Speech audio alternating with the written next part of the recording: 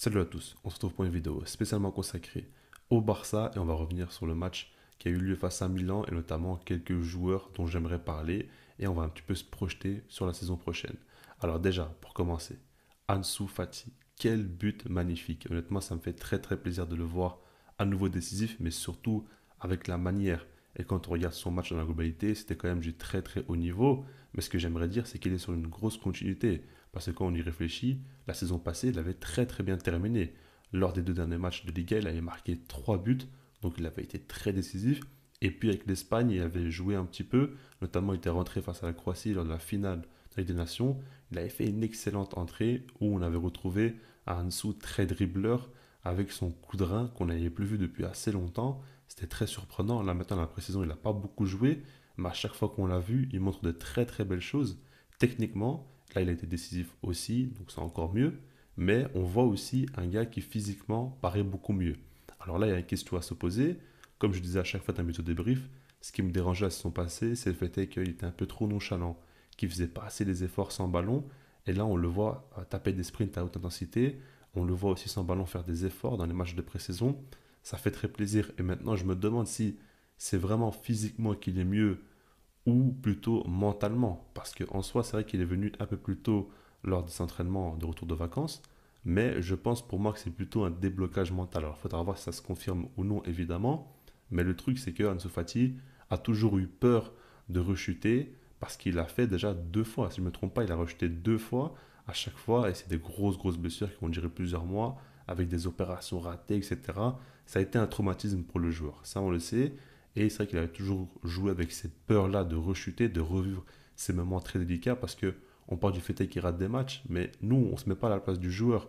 On ne sait pas tout ce qu'il subit pendant ces périodes-là, que ce soit physiquement, mentalement, etc. C'est pas facile pour les joueurs, ce genre de période-là où ils sont éloignés des terrains pendant longtemps et quand ils reviennent, bah, c'est dur de retrouver leur niveau physique, puis leur niveau footballistique, etc., etc. Surtout pour des très jeunes joueurs comme Ansu Fati et surtout un gars comme lui à qui c'est arrivé plusieurs fois de suite sur une période très très courte. Donc là, en tout cas, ça me fait très plaisir de le voir comme ça en pré-saison. On voit qu'il retrouve un peu de la confiance en lui, qu'il marque, qu'il est très bon dans le jeu et on voit qu'il a un super duo avec Alejandro Balde.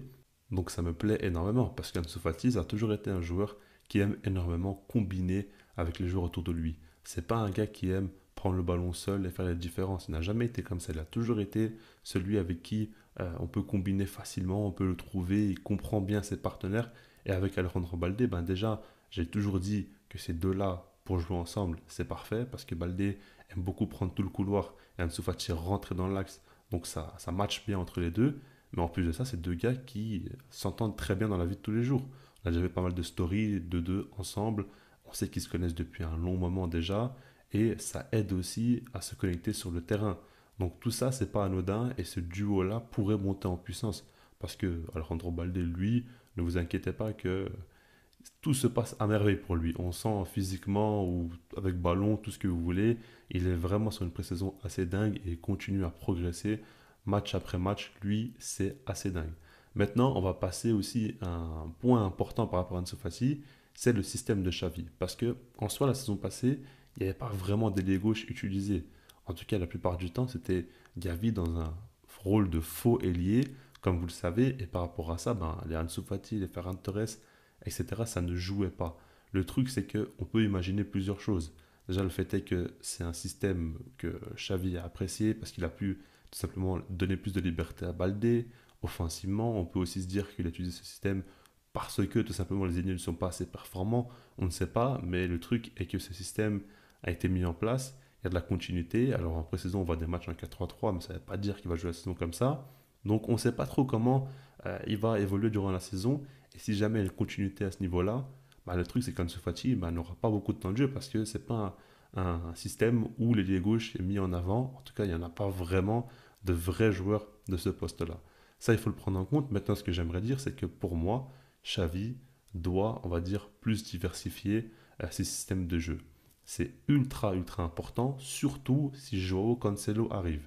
J'en ai déjà beaucoup parlé, mais pour moi, c'est une pièce très importante pour le Barça parce qu'il peut apporter plus de flexibilité tactique. Ça, je l'ai toujours dit, en dehors de toutes ses qualités, ça, c'est très important de le prendre en compte. Donc, si jamais Cancelo arrive, Pour moi, c'est l'opportunité de pouvoir jouer différemment, en tout cas par exemple dans des matchs de Liga où tu es face à des blocs bas, ce qui arrive la plupart du temps de la saison. Parce qu'on parle beaucoup de Ligue des Champions, mais en soi, il y aura énormément de matchs de Liga, évidemment, énormément d'équipes qui vont attendre le Barça. Il faudra trouver des solutions. Et des fois, pour moi, ça ne sert à rien de mettre 4 milieux de terrain, de vouloir avoir du contrôle. Alors, tu sais très bien que l'équipe en face ne veut même pas le ballon. Donc, autant mettre plus d'attaquants. Après, il faut que ces attaquants-là ils soient en forme aussi. Mais dans cette idée-là, tu peux te dire qu'un ailier gauche sera plus favorisé, tout comme un ailier droit. Tu pourras avoir une équipe plus offensive encore avec des latéraux comme Cancelo et Baldé. Et imaginez un petit peu ce que ça peut donner. Tu auras un côté droit avec Cancelo et Rafinha et un côté gauche avec Baldé et Ansu Fati. Si jamais les joueurs sont en forme, ça peut vraiment donner quelque chose d'intéressant dans ce genre de match-là. Pour moi, ça peut fonctionner. Après, évidemment, Ansu Fati, il va falloir qu'il soit très performant pour qu'il puisse être titulaire dans les matchs importants. Et ce système-là, je ne le vois pas non plus avec des champions. Mais il faudra voir un petit peu comment ça peut avancer.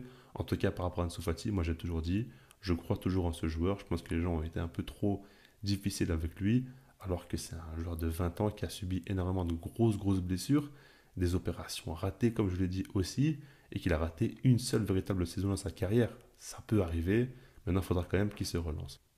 On va passer maintenant au cas de Lamine Yamal, qui a vraiment fait une entrée assez folle lui aussi, face à Milan. C'est simple, il a joué face à Théo Hernandez, qui est l'un des meilleurs latérales gauche au monde, et il s'est tout simplement amusé avec lui. À l'âge de 16 ans, le gars montre qu'il n'a pas de problème à tout simplement faire mal à n'importe quel défenseur. C'est assez fou, honnêtement, parce que chez lui, on sent beaucoup d'insouciance, mais on sent surtout un joueur déjà assez mature en même temps. C'est assez étrange, mais avec ballon, on voit qu'il réfléchit très vite, qu'il est très à l'aise, que la pression, en tout cas de ce qu'il montre, il a l'air de très bien la gérer. Et par rapport à ça, c'est impressionnant de le voir être aussi facile dans ses dribbles, qu'il arrive autant à passer, et on voit qu'il ose aussi des fois frapper de loin, etc. C'est impressionnant, et surtout, on sent quand même qu'il a un truc en plus. Le talent, il est là, et ça, je ne vous l'apprends pas, mais ça saute aux yeux. Après, comme je dis à chaque fois, le talent dans le football, ça ne suffit pas, il faut beaucoup plus que ça pour faire une grande carrière, mais bon, on ne va pas revenir non plus sur ces sujets-là. En tout cas, par rapport à Lamine Yamal, la question c'est quel rôle aura-t-il la saison prochaine? Et moi, je ne cache pas que oui, c'est un joueur de 16 ans, j'ai envie quand même qu'il soit protégé, on ne va pas non plus trop vite le surexposer, etc. Mais personnellement, je veux qu'il ait du temps de jeu. Alors, quand je dis ça, je ne dis pas non plus qu'il doit jouer tous les matchs, titulaires, etc. N'abusons pas, mais je pense que dans la rotation, il doit commencer à jouer des matchs en Copa et même des matchs en Liga, pourquoi pas. Parce que ce gars-là est extrêmement talentueux, c'est l'avenir du club, et je pense qu'il n'y a pas de mal à lui donner un petit peu de temps de jeu déjà dès maintenant, et voir ce que ça donne, tout simplement. Moi, j'ai vraiment l'impression qu'il a, on va dire, trop de facilité et que c'est assez flagrant, donc autant en profiter. Dans le football d'aujourd'hui, on voit de plus en plus de joueurs jouer de plus en plus tôt. Maintenant, le truc, c'est qu'il faut qu'il soit bien encadré. Il ne faut pas non plus qu'il ait un trop grand rôle à devoir porter sur les épaules, trop de pression, et on voit comment ça se passe tout simplement avec le temps. Maintenant, tout dépend aussi des arrivées qu'il pourrait y avoir, hein, parce que si jamais il y a un ailier qui est recruté, ça peut un petit peu changer la donne. Alors personnellement, j'y crois pas. Je pense que le Barça va pas recruter d'ailier, à part Bernardo Silva, peut-être s'il y a une possibilité. Ça paraît assez compliqué. Même Bernardo Silva pourra jouer au milieu de terrain aussi, donc c'est encore différent. Et puis sinon, par rapport à Joao Félix, c'est possible, mais c'est plutôt côté gauche. La Mal joue quand même côté droit. Et puis il y a le cas Abdé aussi qu'il faut prendre en compte. Personnellement, alors il n'y a pas encore de vraies infos là-dessus, mais mon ressenti, c'est que le club va essayer de le vendre pour libérer de la place dans le fair play financier et pour pouvoir recruter derrière encore d'autres joueurs. C'est comme ça que je l'imagine. Personnellement, je pense que c'est un joueur qui a une bonne cote sur le marché, qui ne sera pas forcément titulaire, qui n'aura pas beaucoup de temps de jeu. Donc peut-être que le club va essayer de le vendre alors que c'est un profil qui est très intéressant. Moi, j'aimerais qu'il reste. Mais c'est comme ça que je le sens. Et si jamais il part, bah, ça va donner encore plus de temps de jeu à Laman parce que là, il sera véritablement le remplaçant attitré de Rafinha. Donc ça, il faudra quand même suivre de très très près.